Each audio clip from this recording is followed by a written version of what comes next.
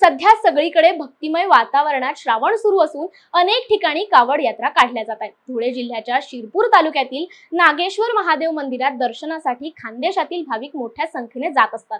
जळगावच्या चोपडा तालुक्यातील विरवाडा गावातील सुमारे 200हून अधिक भाविकांनी एकत्र येत नागेश्वर महादेवाच्या आराधनेसाठी पायी कावड यात्रा काढली आहे। 2 वर्षापासून सुरू झालेल्या या कावड यात्रेच्या मार्गावर भक्तांसाठी ठिकठिकाणी चहा पाणी जेवणाची व्यवस्था केली जाते। दादा, ही जी तुम्ही कावड यात्रा काढली, कुठून तर कुठपर्यंत जाणार आहे? विरवाड्यापासून नागेश्वर पर्यंत पायी कावड यात्रा। ही किती वर्षापासून तुम्ही ही परंपरा वर्ष आमच्या ही कावड यात्रा एक दिवस असून तुमच्या नागेश्वर पोहोचण्याचा टायमिंग किती वाजेपर्यंत आहे? 5 वाजेपर्यंत टायमिंग आहे। आम्ही 200-250 लोक जवळ आहेत। पायी यात्रा काढून आम्ही 5 वाजेपर्यंत तिथं पोहोचून भंडारा आहे आमच्या संध्याकाळी। सकाळी 8 वाजेपासून आम्ही विरवाडा गावाहून पायी चालत आहे।